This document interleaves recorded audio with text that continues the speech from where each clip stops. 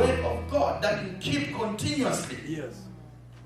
And that you exercise on a daily basis. Praise the Lord. So if you are not exposed to the ministry of a teacher, your deficit will always be ignorance. So what happens is that you're going to be relying in your own mind and your emotions and your feelings concerning what God's will is for your life. But you must allow the word to ground you. If you're not exposed to the ministry of a teacher, like Prophet Hosea said, my people perish for lack of knowledge. They don't know. They just don't know. So they perish. Let me say this, sometimes the problem that you have is equivalent to your ignorance that you have. If God can reveal to you, your problems are solved. All you need is revelation through the word of how to maneuver during those stormy seas. And then you are all right. Hallelujah. And then thirdly, if you are not exposed to the pastoral ministry, your deficit is going to be seen in your lack of connection to the body of Christ. In other words, you become an individual Christian, separate from the covenant community, and you are like a lone ranger who accounts to nobody. And we've got so many Texas Rangers riding alone in the mountains of life. They don't have a pastor. Can I hear an amen? In the kingdom, there are no lone rangers. You don't sit and say, I'm just going to watch television and be blessed by television. No, that's not the kingdom. You are not exposed to a pastor. Isn't it ironic that you can have a mechanic, somebody who fixes your car, your automobile, as we call it here. You can have a lawyer, somebody that takes care of your legal issues. You know, whenever you're in trouble, you know who to call. You can have a doctor, your own personal physician, someone who can take care of your body whenever it is ailing. And some of you are even having your own psychologist. Someone who can, you just lie on the couch and you just tell them all your problems. And some of you have got your own accountants, people that take care of your money. Some of you have even your own personal trainers, people that help you with your gym.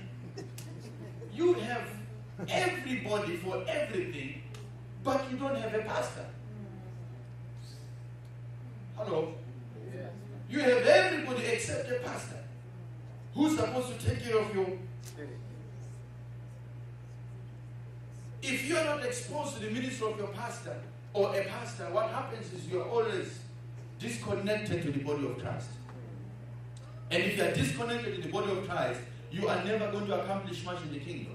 Because this whole thing is teamwork, it's body. We are all members in a bigger picture. We are all playing our part. When you come in here, you are coming in to give your own contribution towards the vision of this house.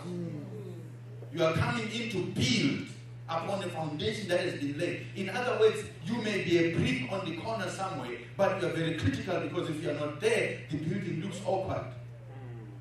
The building does not stand. You may be the light, you may be the stage, you may be you are something. Your value is critical because it is what's keeping us working together. Amen. So if you are not exposed to the ministry of a pastor, you will always be isolated somewhere out there, being a voice and nobody's hearing. So you need to come to that place where you are exposed to the ministry of a pastor who's going to keep you connected. And then fourthly, there's the ministry of an apostle. And if you are not exposed to the ministry of an apostle, your deficit in life is going to be seen in your inability to be established on high levels of faith at different times in your life. You need an apostle. You need somebody that can be able to clear the atmosphere and the environment that you are in, because an apostle dislodges powers of darkness in a particular place and region and begins to lay a strong foundation by which the enemy cannot shake. And so in other words, you are able to deal with strongholds and then build on a strong foundation laid by the word of an apostle.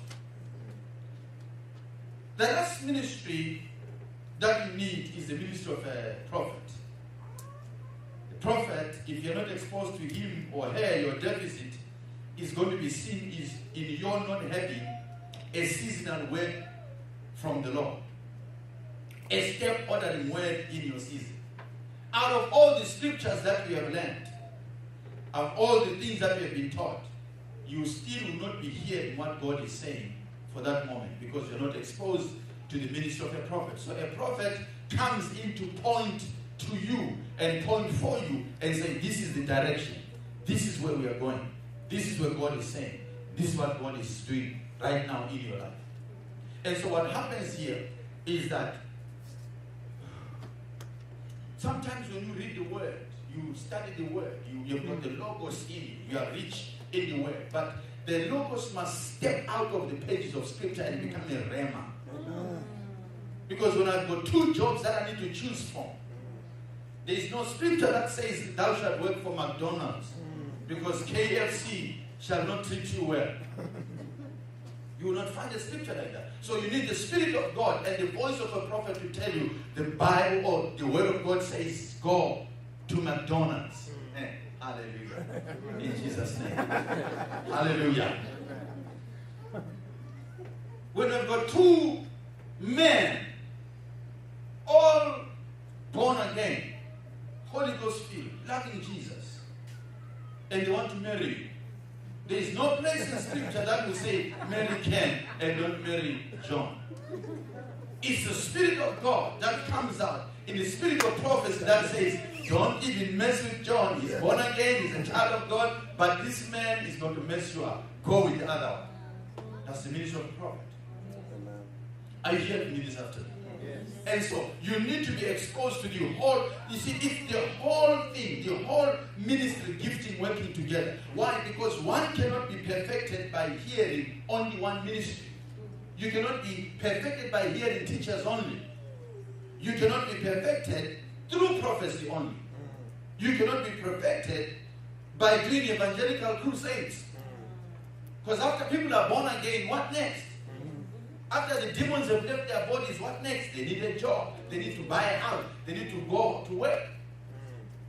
So many a times we are imbalanced because we exalt one ministry over the other. So here we need to be exposed to all. We must have the builders that come in to build and to establish the strong foundation. That's where now the ministry of the prophet comes in. I take a very long introduction because of what I'm going to release to you this morning or this afternoon, whatever time it is. Yes. I'm going to release it to you based on that foundation. The ministry of a prophet. The Bible says that a woman from Shunem, she's an awesome woman. Because this woman, the Bible says that she happened one day that Elisha passed through her home and, she made some food for him and she fed him. And the Bible says that after a while, he made it a habit to come over and have a meal at her house. And you all know that the prophet, whenever he came in ancient Israel, it meant that he is carrying a word for the people and for the season and also for the nation. So when he's coming over to that particular place at that time, what happens is that this Shunammite woman, she says to his husband, I perceive that this man that comes every time to come and do his work and do the work of God, I perceive he's a man of God. Hallelujah. Amen. I perceive he's a man of God. I perceive there is something about him that we need to be able to protect, to establish, and also to create a right environment for. And so the Bible says that she says to her husband, let's make room for him. Let's do an upper room for him. And on that upper room, let's put a bed there. Let's put a table. And let's put a chair. Let's put a lampstand. So that whenever he's coming our way and whenever he's coming to this region, he will find a place to lie on, to sit on, and to feed from. It's going to be good this afternoon. Praise the Lord. I feel it. Somebody say amen. Amen. Praise God. I want us to first of all look at this woman and dissect her a little, because she's an awesome woman. I want us to look at her deeply and begin to find out and discover some few things about her. Because the first thing that we need to understand is she is a woman. She is a woman. Can I hear an amen from women? You know, back home in Africa, women say amen. I don't know here, but back home in Africa, women love saying amen. Hallelujah. And they encourage the preacher. They don't just sit and look and, they encourage the preacher. Hallelujah. And so what happens was, this woman, she has got two qualities that begin to make her an outstanding person. Yes. The first quality that we get to know is that she is a wife. Because she is a wife. She has been taken by somebody. Hallelujah. She is a wife. She's a woman, but not just a woman, she's a wife. Now, a wife represents the abilities in her or within her biological abilities to be able to do some things that another person who is not a wife can be able to do. Firstly, she has got the ability to nurture things because she has got a womb. She has got a womb. She has got a womb. A womb represents a capacity to receive a seed. She has got capacity to receive a seed and as a result carry this seed to full term. In other words, she's able to carry what she is put inside.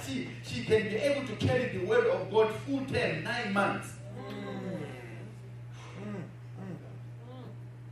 Thank you, Jesus. The number one thing that begins to be a qualifier for her is that she has got capacity. And let me say this to you, that whenever God is going to come and visit you, whenever God is going to come and do something in your life, the first thing that you need to understand is God is going to look at your capacity. Your ability to handle what He wants to give to you. Your ability to carry things.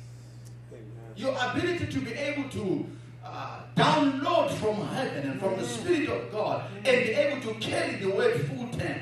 And so what happens here is that because she has got capacity, it places her in a position now of an advantage. And secondly, the Bible says she has a husband. She is not only a wife, but she also has a husband. What that means is that she's got somebody that has got oversight over her. In other words, she's somebody who is under a covering. First, she has got capacity, and secondly, she's under a covering. These are the two distinct qualities that begin to qualify her. Capacity plus covering is equals to legitimacy. In other words, this is something that conforms to acceptable rules and standards. This places her in a position to understand the time of her visitation. In other words, these two abilities, capacity and covering, they begin to make her aware of the workings of the Spirit.